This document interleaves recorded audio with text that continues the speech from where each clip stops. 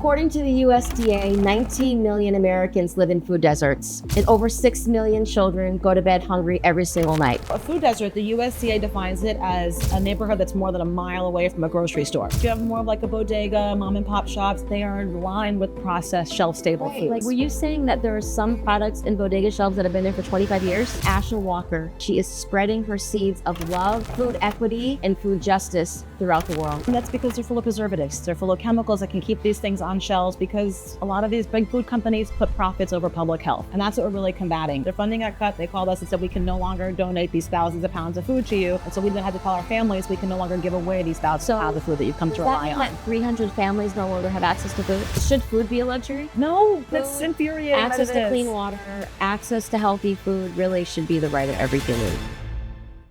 We first opened the doors to Grown 10 years ago. I honestly thought we were just reinventing fast food. But what I didn't realize is this was never just about the food. We were also building community. My name is Shannon and you're watching Grown Woman Season 2. According to the USDA, 19 million Americans live in food deserts, and over 6 million children go to bed hungry every single night. Why? My next guest, Asha Walker, planted a garden and grew a movement. I am so incredibly inspired by this woman. I have known her for over 12 years.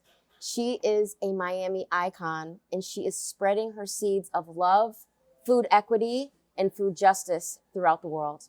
Asha, thank you so much for joining me. Thanks, Shan. I love you. I am so excited. We're excited. How long have we been talking about this? Well, this specifically, or like whatever, all the way back all the to when you were starting Grown? Yeah. I mean, we go years, way back. Way 12 back. plus years. I know. I'm so excited. Thank you for being here with me. Are you kidding? Asha Walker, CEO, founder, creative director of the nonprofit 501c3 Health in the Hood. Yes, ma'am. Changing lives every single day. We're trying. We're trying. Tell me a little bit about, for anybody that doesn't know at home, about the extraordinary work that you're doing as someone who is incredibly passionate about food equity, about food deserts, about making food accessible and available to every child, every family.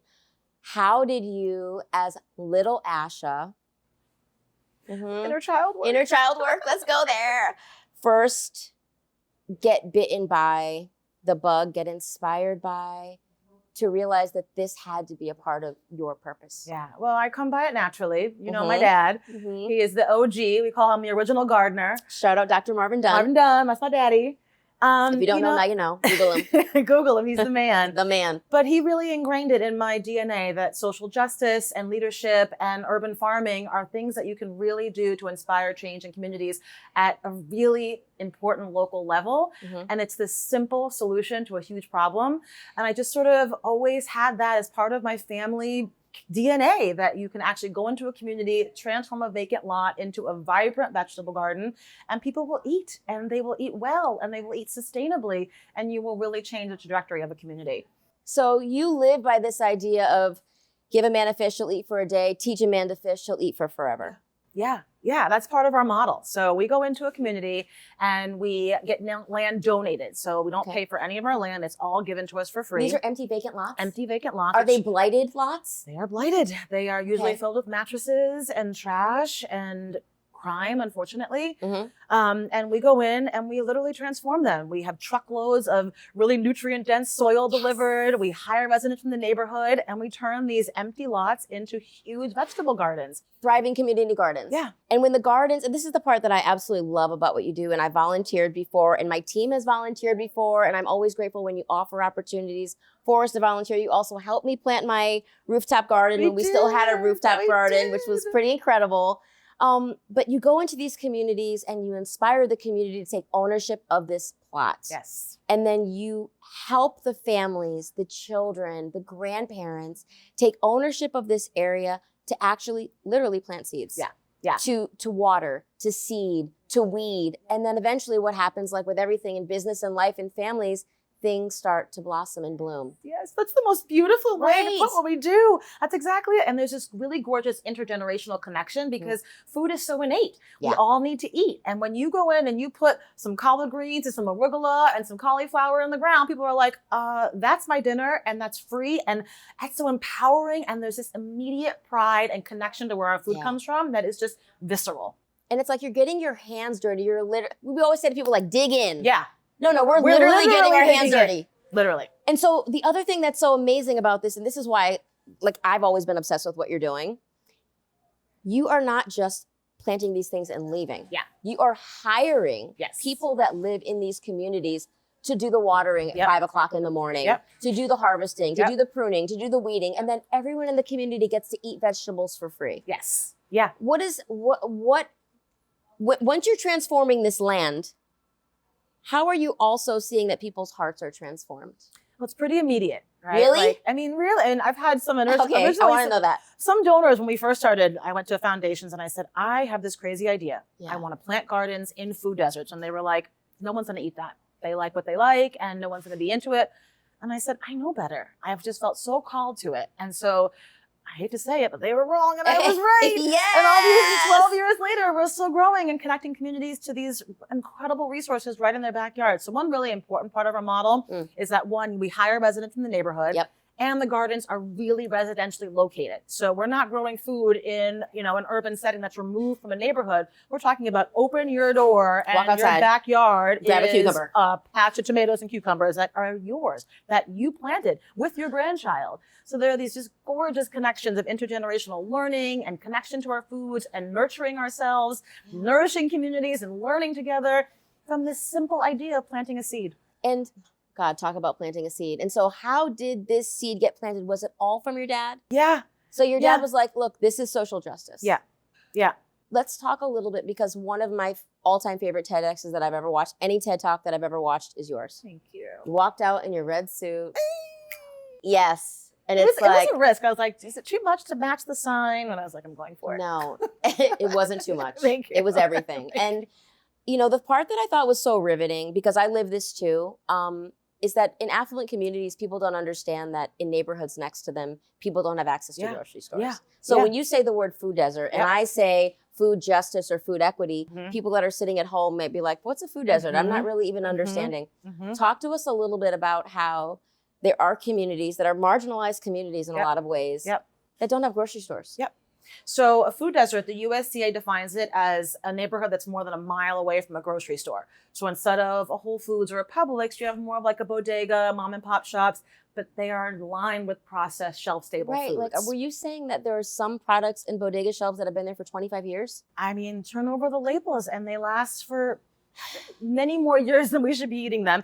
And that's because they're full of preservatives. They're full of chemicals that can keep these things on shelves, because a lot of these big food companies put profits over public health. Right. And that's what we're really combating. And it's really just taking us back to our roots and showing us that we can grow our own food. And that's really what we should be nourishing ourselves And with. so when families don't have access to things like real grocery stores, where fresh food is a staple, right? Like the outside, right? Like dairy, fresh fruits and veggies, freshly made bread, meats, chickens, fish, fruits, vegetables, and nuts. But all they have access to are things that are highly processed, like macaroni and cheese in a container, highly sugared fruits and vegetables in little cups. Hot fries are the bane of my existence. Oh God, hot fries, Lunchables. Don't even get me started. $3 billion business, plastic inside of plastic. That's plastic. And then nitrates on top of colon cancer, and then give it to your kids and expect them to go to school and be able to concentrate and thrive.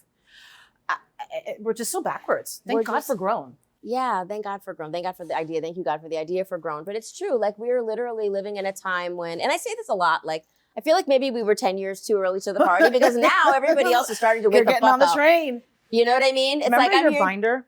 Girl. Remember your grown binder when you're building it? She took her binder everywhere with her. Everywhere. This is my dream. But it got bigger and bigger and bigger. I had a trifold. It was amazing. I had literally in my kids' toy room, I painted it out with idea paint, that white paint that becomes an idea, like literally becomes a whiteboard. And I had an organizational structure. You were on it. Oh. That's what it requires. When you're literally trying to change the world and you're a market disruptor, it requires you to use your brain trust and to rely on your friends. So part of what I think is so amazing about you is that you started very centrally located and in the communities in Miami that need the most help. Opelika, Liberty City, Hialeah, Overtown, Brownsville, Little Haiti, Little River. This is Damn, where girl. you're living, where you're thriving. Hialeah, where Yep. you're saying these communities are too far away from grocery stores. Yeah. The only thing that's accessible and available to them are highly processed food. Yep. How can we build gardens in those communities? And you didn't just talk about it, you did it, but you relied on the help of the people that want to be a part of this work and didn't even know it yet. Yeah. So now you have a Knight Foundation grant. Yeah. Yeah.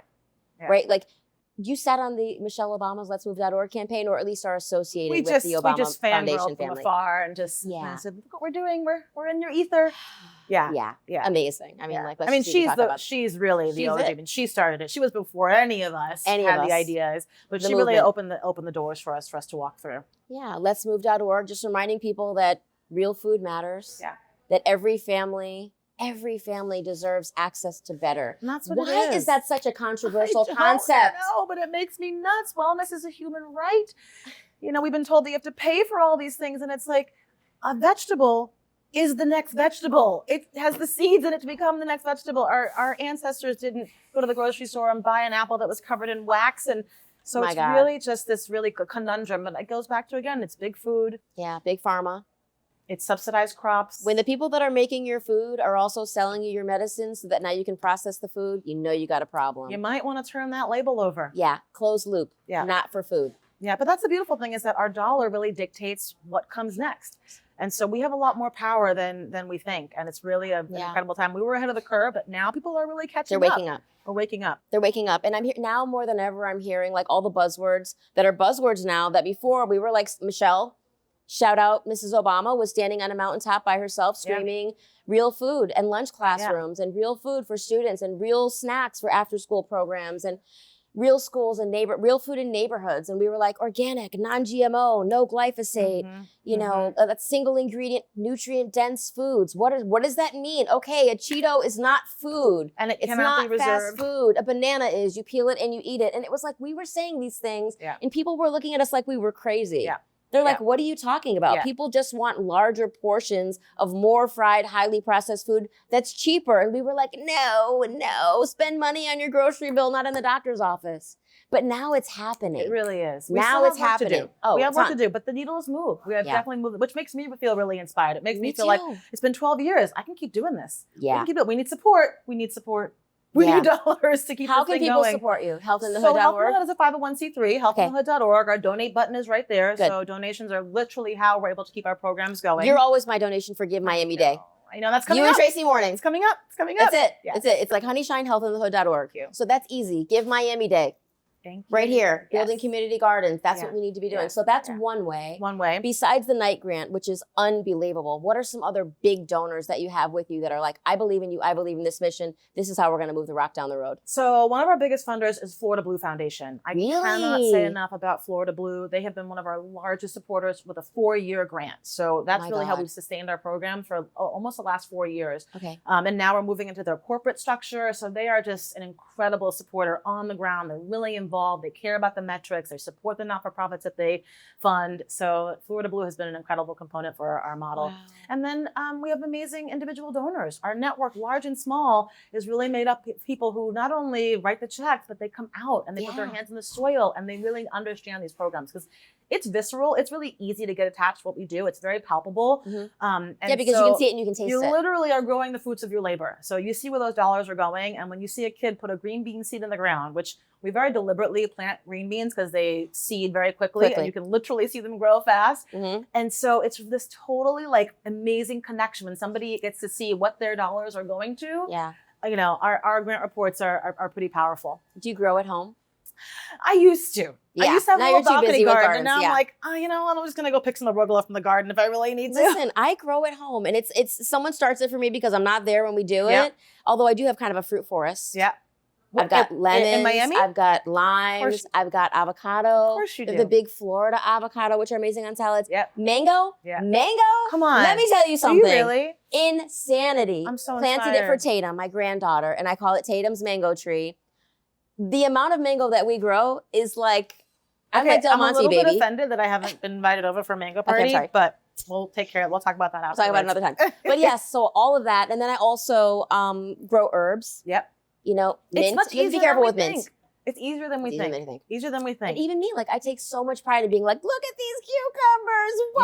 You know? I'm like calling people, sending them snapshots. They're in my bowl. I'm like, guys, this bolognese tonight, mommy grew that basil. And then the kids, It's must feel even obnoxious. more it's so not obnoxious. No, but I am so proud of it because it's a part of my DNA. My Yeah. grandparents were farmers. I You know. know, they're from the Cape Verde Islands, Yep. and they grew up. And my grandmother, she always says she didn't have a green thumb; she had a brown thumb. She did have a brown thumb, but she was also really good at growing. And so it's a part of me. Yeah. It makes me feel good to be connected Yeah. to that, the dirt, the soil, source, and just knowing that maybe I'm not growing and proliferating some massive, farm system, but in my own little way. It's our natural state. It's our Yeah. natural way of being, growing our food, being connected to the land, putting our hands in the soil. I mean, that's good for your microbiome, literally. Right. It's having Your something second living. brain. Your second People don't brain. realize that your gut is Gut actually your brain. second brain. Yes. So that gut-brain connection is so incredibly important. When you think about how far you've come, because I know you're not this kind of person to like rest on your laurels. Nope. 12 years running a nonprofit like this one Yeah. with so many variables, going through COVID, Yeah. whatever happened during the financial crisis or whatever, I think that might have been right before you started, but there's so many ups and downs Yeah. in the nonprofit world. And especially now with the current administration, there's been a lot of funding around our food systems and in marginalized communities specifically that have drawn back, like Yeah. after school programs, Meals on Wheels, we felt that. SNAP. Oh, Do you we felt feel that? Absolutely. So one of our biggest food supporters, we do a large scale food distribution outside of our gardens. Every month, it used to be every week. Now we had to pull back to every month. Wow. We give away thousands of pounds of food. We feed about 300 families a month. And we were only able to do that because we got food donated from some of the largest food banks in South Florida. Okay. Their funding got cut. We lost our funding for the food. I mean, it's just an Their funding immediate. got completely cut. Their funding got cut. They called us and said, we can no longer donate these thousands of pounds of food to you. And so we then had to tell our families, we can no longer give away these thousands of pounds of food that you've come to Does rely that mean on. that 300 families no longer have access to food? We scrap. We're scrappy. We still get it done. But our budget just dwindles and dwindles and dwindles. We can only do it for so long. It's no longer sustainable. And we have families that we are turning away every single month. And we should be doing it every single week. And when you say turning away families every single month from food, these are parents with kids. These are Heartbreaking. people from all over Miami, the Miami area that are on the poverty line or below the poverty line, that they were counting on this. You don't get up on a Saturday morning at 7 a.m. and wait in line for 3 hours. I mean, we're efficient, but people are still lining up hours before we even open the gates. Okay. And they're waiting out there for hours for food, just for a couple grocery baskets full of food. And if you're at the back of the line and you've waited for 3 hours, we have to tell you, I'm so sorry. We have no more food left. I can't even fathom that. No, it's pretty Like horrific. that is absolutely It's horrific. heartbreaking. So we have felt the actual, immediate impact of those federal funding cuts. And I think, this administration really lacks the empathy that's necessary to feed local communities. And, there was just an article out so every year there's a USDA food security survey, which Okay. is really important data to find out which communities are the most food insecure, where are these pockets of families that are the most disconnected. Mhm. They just cut that survey. Oh, so they don't even want the data They anymore. don't even want the data anymore. So we're lacking the food, we're lacking the empathy, we're lacking the funding, And we're locking the data. and it's a really, really tough time. We're not going anywhere, but it's very visceral. This also affects school-age children. And this is the part I think that breaks my heart the most because I'm a mom and a grandmother. You know what that's like because you guys have 2 girls. But when I think about what it means for a food insecure child who is already worried about, am I going to eat today? Mm-hmm. And knowing that because of SNAP, because of, free and reduced lunch programs that the federal government helps subsidize, Yeah. that before you were wondered about, am I going to eat today? And now I'm not going to eat today. Yeah. Yeah. And what's interesting is, there's hunger and then there's food insecurity. And they're Yeah. 2 different things. Okay, break that down for me. So hunger is actual poverty where you cannot access food. Right. Food insecurity is being able to access food, but it's food that's highly processed, not lacking in nutrients, Mhm. and really tied to a lot of diseases that we're seeing that are preventable and that are really plaguing low-income communities. So non-communicable diseases, like hypertension, heart disease, high blood pressure, type 2 diabetes, all of those kind of, I don't want to say that they're preventable, but So with many of them proper are, diet and yes. exercise. Lifestyle is a If there's huge anything part I've of it. learned from my time in the diabetes world of being a support system for Walker, I've learned a lot about type 2. Yep. There's a piece of data that I've never forgotten when I was learning about, how to support him better. And that's for most people living with type 2 diabetes. If you were able to lose just 10% of your body weight, the diabetes goes away. Yeah. That's not for insulin dependent type 1. That's for Right. folks that have gained weight Right. and it's putting pressure on their immune system, on their organs' ability to work properly, efficiently, and optimally. It's the constant glucose spikes. And we see it with the hypertension, with the diabetes, but then we're not even talking about what happens in the later stages. So changing people's trajectories by what they're eating now changes their next 10 decades, because you're talking about type 3 diabetes is what they're calling Alzheimer's now. Right. It's when your glucose spikes and spikes and spikes over the years, and then that low-grade inflammation just stays steady. And then you wake up in your 70s and start forgetting things. And it's like, that didn't just happen. That's been building for the last 3-4 decades. So we're really, I read something the other day that said that anything that ends in itis actually means inflammation. Yeah. Colitis, right? Bursitis, dermatitis. Yeah. So all of these things are actually chronic inflammation that are living in your system that are manifesting in different ways. Yeah. You know, whether it's bowels, stomach, whether it's skin, it's showing up through inflammation. And we know inflammation is highly caused by an excess of sugar. Yes. I always say sugar is the devil. It really is. The average American consumes 183 pounds of sugar every single year without ever adding a teaspoon of sugar to their food. And it's by design. What? It's by design. Look at a What? Coke. Look at a Coke. I mean, there's 29 grams of sugar. It's just nuts. But it's in the ketchup. It's in the soups. In the sauces. It's in the sauces. It's in the marinades. You don't even realize it. It's macaroni and cheese. It's rice. It's pizza. It's pasta. It's bread. We don't It's realize there. how much control we have though over it. We just have sort of given up our power and said, big food, make me sick, and I'm just going to hope for the best later on. But we really, I think, you and I'm very proud of us and the work that we do. We're at the forefront of really helping people understand and change that kind of scope, and understanding like having access to great food is not just reserved for people in the 1%. Exactly. We all deserve it. We all can access it. And it doesn't have to be expensive. Frozen food, frozen vegetables have more nutrients than fresh picked. Right. Flash frozen. People don't know that. That's where your food Get gets organic harvested. flash frozen Organic foods. flash Do it. frozen. It's at its peak condition. Yeah. Yeah. I think the other thing that I think is really interesting, and my sister and I are talking about this a lot, because for her job, she's the global marketing director of a huge multinational company. And so a lot of what she does is influencer marketing and PR, and basically monitoring what's going on in the world in media. And so she knows everything about TikTok. And she's been telling me about all of these incredible TikTok influencers and creators that are showing families that are food insecure how to, this particular TikToker, not my sister, but this particular TikToker she put on my radar, showing families how to make food, real meals, healthier meals from places like Dollar General, because people are struggling. Yeah, and you can. Absolutely, and you can do it with single ingredient, nutrient dense foods. And so one of the things that I want to talk about, which I'm so proud of you and I'm so impressed by you and I love you so much, and you are such an icon, and you know that how I feel about you and the work that you're doing. Not only do you have Health in the Hood, this extraordinary nonprofit that literally saves families and inspires families, and where you're literally building, planting, seeding, watering, nurturing, blossoming this extraordinary world for people. Because that's what it ends up being. It becomes their world. But you've also built out an entire health wellness platform. I did. Yes. I haven't slept in 5 years. Yeah. What is the deal? How do you look so good? Like, what is the skincare routine? It makes a big difference. Okay, got it.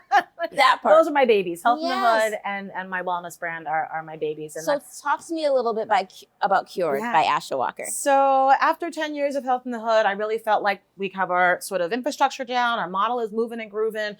What next? Yeah. And so it came to me kind of like Health in the Hood did as a calling. I wanted to figure out how to share these practices of wellness and nutrition, food, movement, longevity with as many people as I possibly could.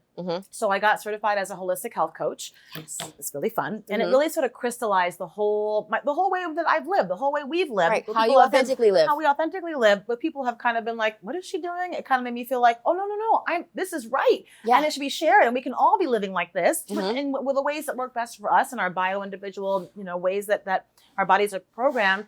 But I thought an app would be the most exponential way to help us really become our own health coaches. I thought, I'm one health coach. I can't meet with as many people as I would like to help change their lives. Right. And so I built Cured to really help us become our own health coaches, our own healers, our own cures. So people can actually go to the App Store and you can download Cure. I Apple have it on and my Android. phone. Yep. And so it's like when I go on there, I'm like, I love Pilates. I do Pilates 7 days a week. So I'm looking for like Pilates instructors, Pilates routines, It's etc. all there. The It's nutrition is there. Yeah. If you're, and it, what I love about it is like you're adding in like your biometrics, Mhm. you're adding in what you can eat, what you like to eat, what maybe food allergies you may have. You're really looking at people from like a holistic kind of a whole person. Yeah. Because we are biodiverse, bio-individual, and biodynamic. Yeah. What works for you probably doesn't work for me. And that's why we both are thriving, because we have figured out what works for us. And so my goal for the app is to have it really inspire curiosity. And so it's for us to really dig through. It's over 70 modules and adding more and more. And they're all broken down around food, movement, and longevity. And it's really meant to be a self-reporting process. So you're going to go in, you're going to say, so this week I'm feeling a little bit bloated. I'm not sleeping great. And the app is going to tell you, why don't you try our sleep hygiene module? Why don't you try our gut health module? And so for the next 4 weeks, you are diving deep into reflective practices, actual real life application, and all the pieces that help you to really seamlessly adopt healthy habits around these things that you want to focus on. So it's really putting you in the driver's seat. It's not me telling you what to do. It's not prescriptive. It's really giving people the ownership of their health journeys. Wow. I mean, that's what we actually need, because there's so much information. Sometimes it can feel like white noise. Totally. And I also think a lot of times, like when you're talking to like a health practitioner or a holistic wellness coach or somebody that does neuromuscular transitory work or cranial sacral, like there's so much stuff out there. There's so much. And we do all of it. We do all of it. I do all of it. I do all of it. Acupuncture, whatever. And it's like, gosh, but what about me? Right? Like, what about my individual body, mind, how old I am, what I'm going through, the things that I like to do, things that I don't like to do, because each individual is uniquely made. And your journey changes.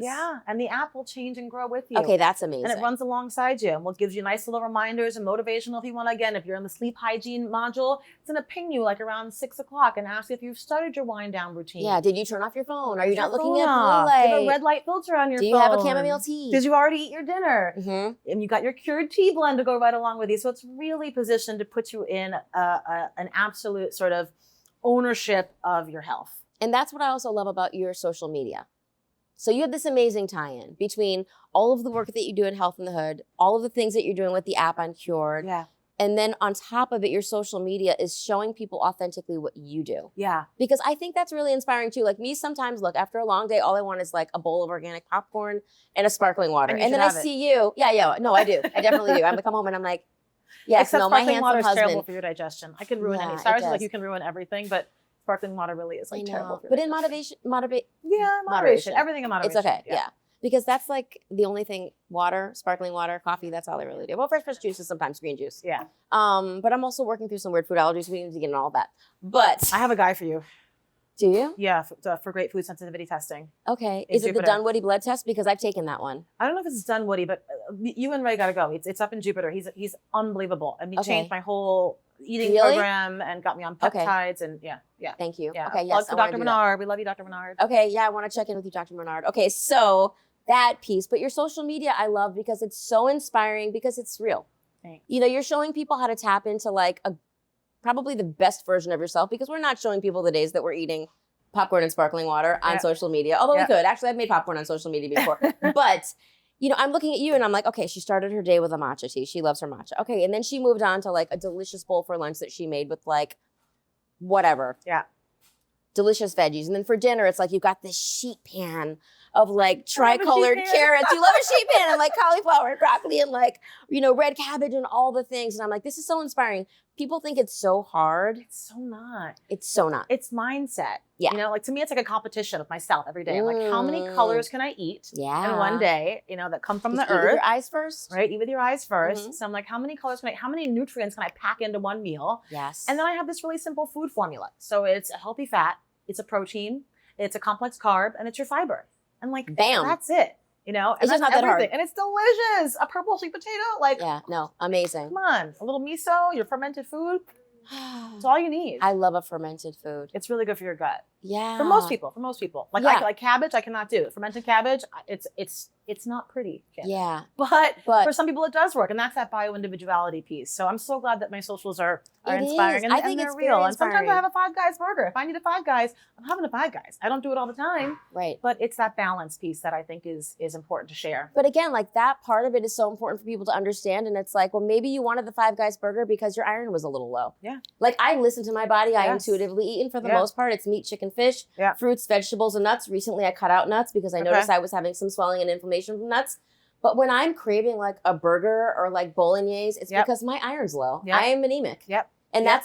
that's like a Mhm. little red light for me. Mhm. Like, hey, you need to tap Yeah. into this. And I Yeah. think that's the part that I think a lot of times people aren't paying attention to. It's like, Yep. oh, well, this personal trainer online is saying I need to eat whole wheat toast, an egg white omelet, turkey on lettuce for lunch, and bland, boneless, skinless chicken breast with a side of quinoa. And it's like, okay, that works for this personal trainer, but what do they know about your body? Yeah. What do they know about culturally? Yes. What makes you feel Yeah, because joy has to be part of your eating practice. It's got to be tied in there. It can't be sad.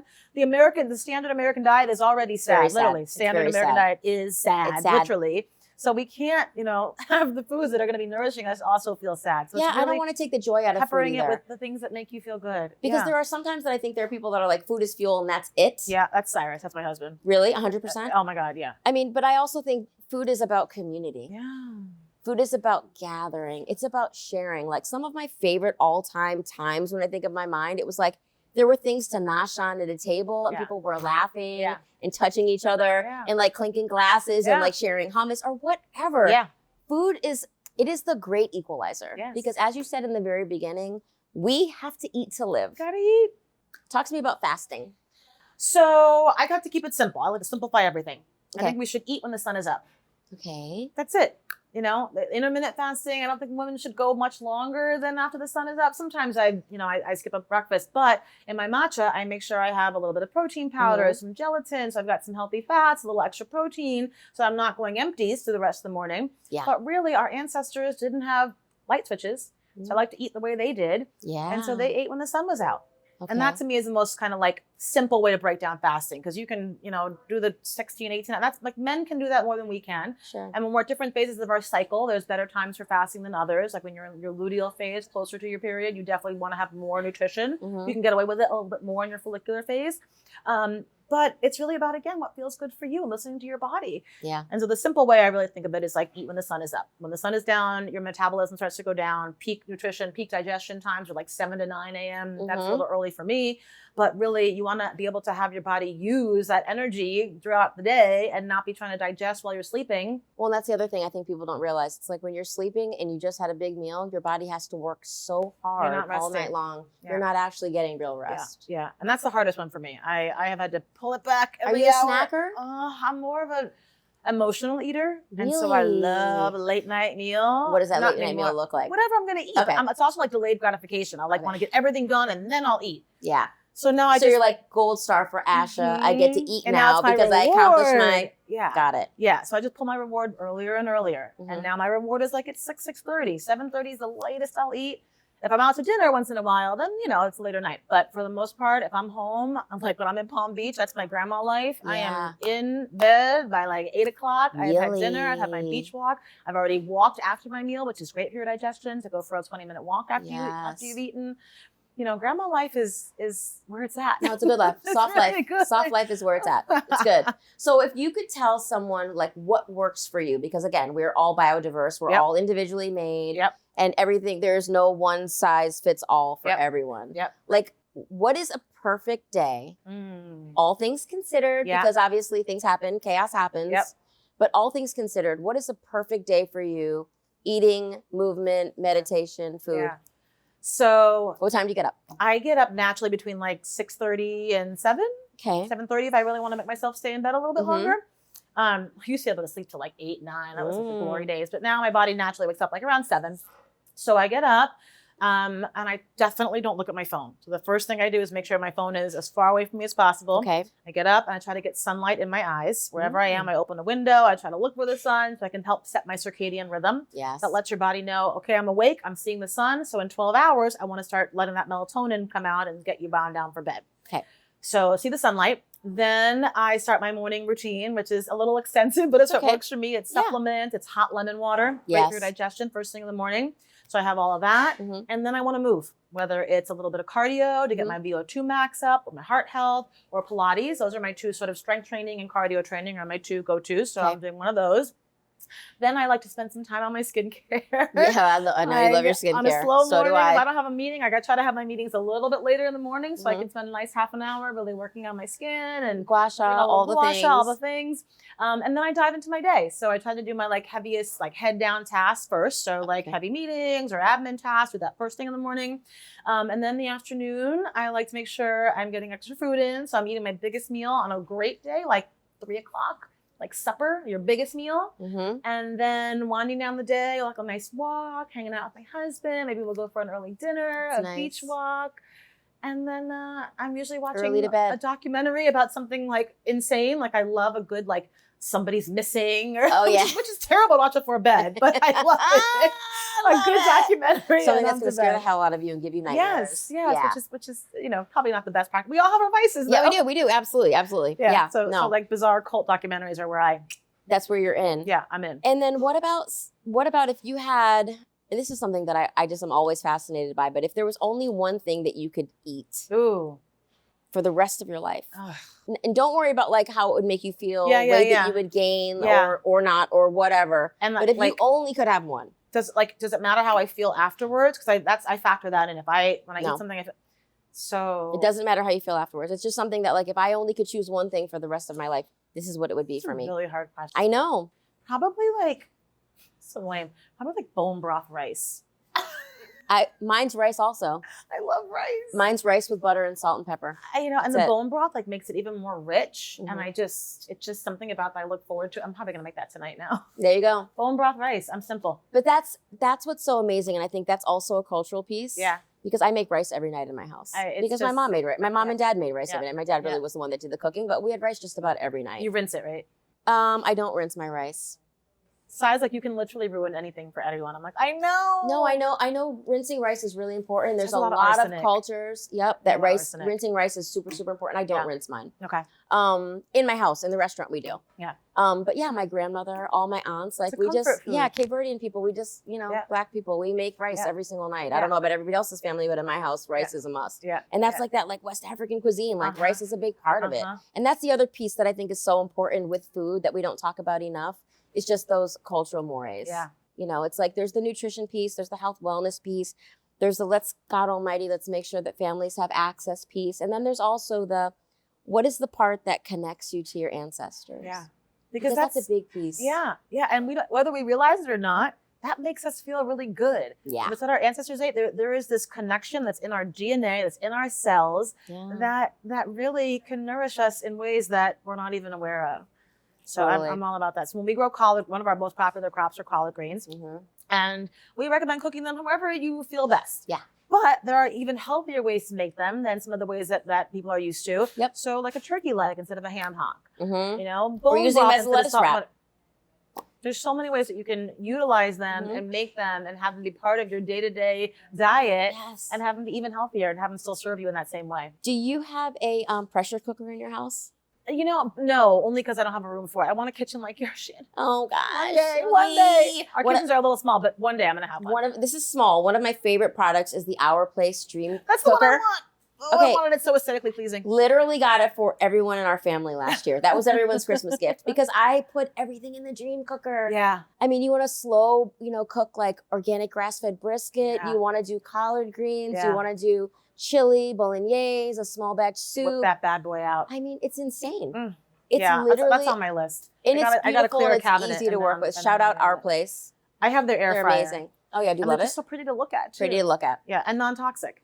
Non-toxic. And I think we're waking up to that too, stainless steel, no more PFAS, no more of those non-stick. I think people are really starting to feel well, I'm going to live a healthy lifestyle. Let me just start to incorporate a few things here and there that can also make my household healthier too. So there's a whole section on Cured about non-toxic or low toxic living, Right. which is products, cleaning our products, for the love of God. For the love of God. Aromatherapy, like it's really like, but they're all so the good news is, yeah, talk to me. Is there any good news? There is always good news. Okay. There's healthy alternatives to everything. Yeah. You know, so instead of a forever chemical filled pan, you can use stainless steel.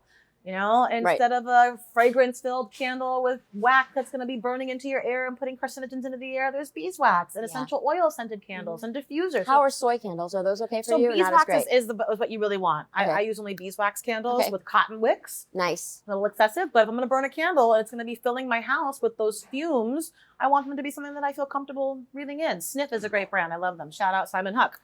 Okay. Yeah. I need to check them out. Yeah. How important do you think prayer, meditation, music, mindfulness is to the health wellness piece? So I have been talking about the vagus nerve for a long time, and people thought it was a really funny word when you hear it. And maybe it does sound a little funny, but it is a huge part of our longevity is really paying attention to our vagus nerve. Yeah. And so a big part of the Cured app and one of the major pillars of the whole brand is longevity. And so weaving in those practices, whether it's prayer or meditation or breath work or just going for a walk or just putting your phone down for 10 minutes a day. Yeah. There's so many ways that we can weave these practices in. Connection is so what do they important. say? The biggest indicator of our health is your not relationships. Say it loud. Yeah, no, it's your food, it's your movement, but the biggest indicator is the quality of our relationships. Yeah. And so not just your immediate family or your spouse. Yeah. Yeah. They're talking about friendships. Your friends and nurturing those relationships and, having that time. Like the older I get, the more I realize that I have to carve out that time. Me too. And I feel so proud to do that. I feel so wonderful to do that. And you're intentional about it. And being you are intentional. So are you. But you have an incredible tribe. You have an incredible group and a core. You have a family of friends. Yeah. That you have people that you have in your immediate circle that you travel with, that you have dinner with, that you bounce ideas off and brainstorm with. Yeah. And then you also have these amazing tentacles who will reach back in and be like, I haven't seen you in too long. I need a hug. Yeah. Right? Yeah. And like you're intentionally choosing that. Yeah. And that's so important. Who modeled that for you? Probably mom.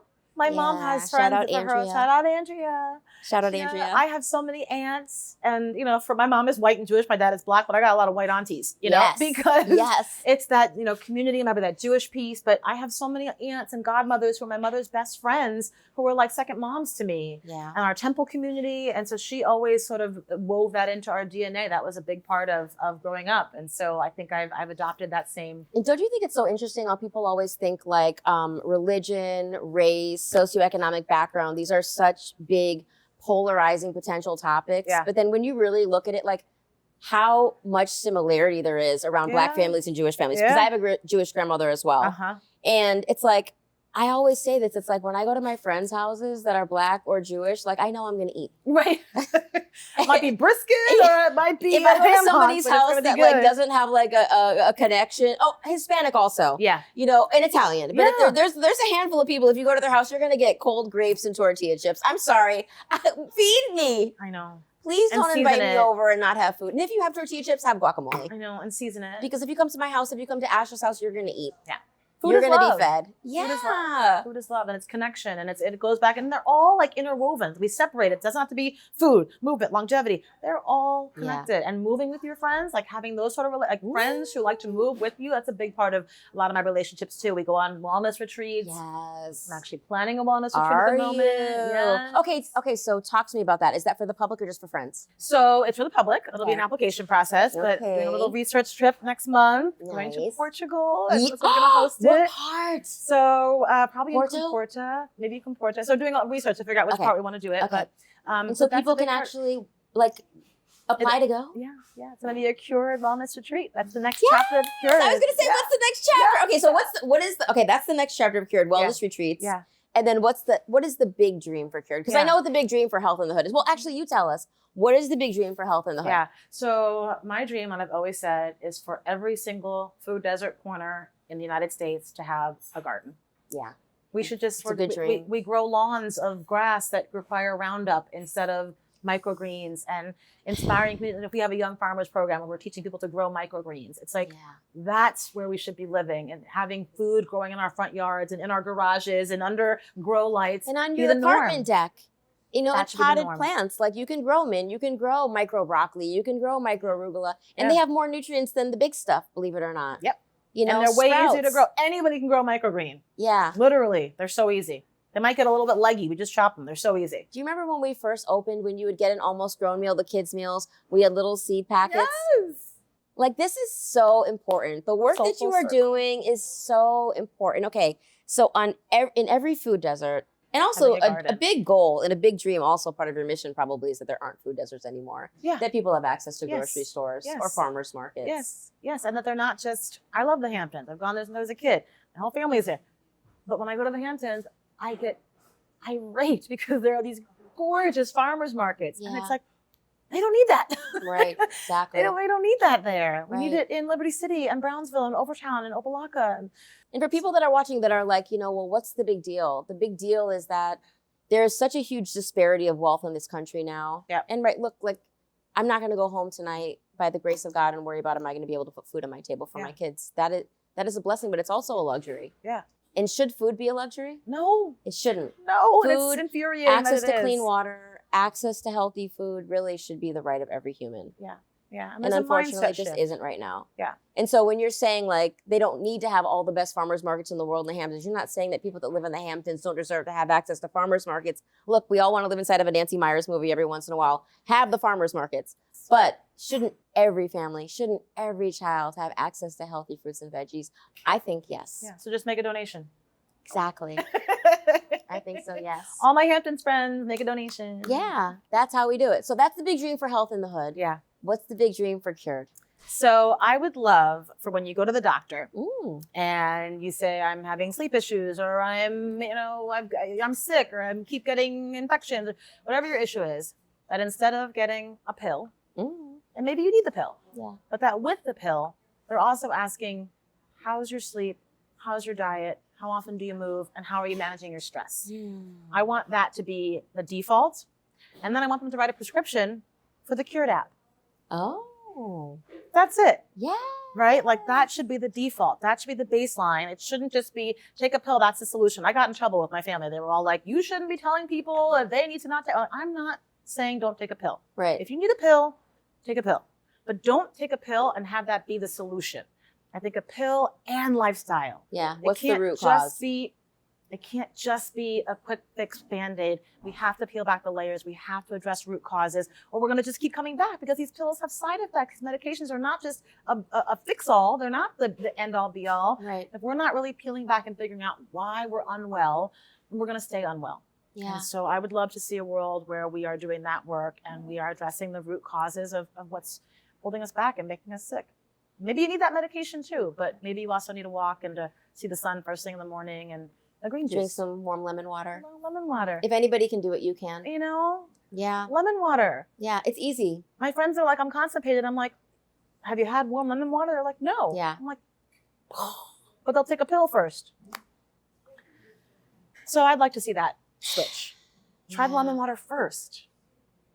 Like colon cancer is out of control, Shan. I know it is. Out of control. So's Alzheimer's, and so's dementia, and so's diabetes, and so's yeah. cardiomyopathy and heart disease, Huh, and, I just want us and to ask cancer. the questions. Yeah, exactly. Yeah, we become like a nation of we've become a sick nation. Oh my gosh, it's so Well, depressing. I always wanna say, be I don't think depressed. I have cousins that are doctors, and doctors are healthcare workers are the most. I mean, I think they're sent from the heavens. Yes, they're exactly. walking Amazing, angels. There are people amazing. who I could never, Mhm, and I'm so grateful. mhm.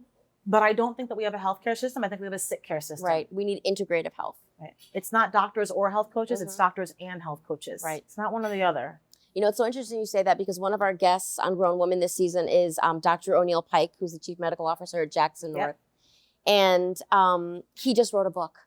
I think it's called, oh my gosh, I can't even think of it, but it's something about people getting people engaged and being innovative and integrative medicine. Yep. And it's like our path to better. Oh, I love that Our path to title. better. Love that Yeah, title. it's going to be amazing. Yeah. And so his whole idea is being a nation of wellness, not a nation of sickness. And how can we remove a pill? Yeah. Yeah. Let's look at what you're doing. Yes. What can we take away? Yes. Yeah. And there's another school of thought. My coaching certification, one of our big components was can you add in? Mhm. Instead of like saying, don't have a Diet Coke or don't have a Coke. Right. If you start adding in more healthy things, Right. you have some hibiscus tea instead of your afternoon Diet Coke. Right. That Diet Coke just sort of starts to fade away. Yeah. So it becomes less restrictive. I always say wellness is not restriction. One more time. Wellness is not restriction. That's beautiful. You know, it's supplementation, not supplements. It's supplementing your life. It's adding more goodness to your life. And then those things that are not so good for you just start to naturally fade away. And I think the biggest part of this is that once you start to do better, you feel better. Yes. And you're when like, I didn't feel even know I better- could feel this good. Yep. And when you feel better, you look better. Yes. And it's not vanity. No. It's literally, you know, so I was like, he's like, do you know what your skincare bill was this month? I'm like, I know. But it's external and internal. It's Yeah. the celery juice. It's the vitamin C. It's the Mhm. sweating. All those things. It helps. All of it. It's your gut Well, health. my God, your skin is your largest organ. You have to take care of it. It's such a big like reflection of what's going on the inside. Right. Yeah. Absolutely. Yeah. Psoriasis, eczema. Doctor's like, Inflammation. here's a pill. And you're like, Inflammation. okay, but what's going on in your gut? What's their microbiome doing? Exactly. Is their colon inflamed? Like, let's start there. Oh, Oh, we could do this. all there day. is so much to unpack. We need 2 hours. we haven't even started gossiping yet. I know. Oh, Lord. Oh, now you sound like my sister-in-law. She's like, you know what? Why don't you have any episodes just about gossip? And I I'm know, like, we could- you are 'cause that- so fun. We could do that too. We need a But longer when one. the cameras go off, that's what we're gonna do. Thank you so much. If anybody can do it, you can do it. I love you. Yeah, you're amazing. You are. are such an inspiration. And for anybody that has not watched Asha Walker's Health in the Hood, watch her TED Talk. Visit healthinthehood.org. Visit Cured Wellness. Yes. AshaWalkerWellness.com. AshaWalkerWellness.com. Download the Cured app. These are very simple practices. We always say, like, keep it simple. Yes. They're simple practices. This is not complicated stuff. We've overcomplicated it. We don't need to. Yeah. Thank you. I love you. I love you.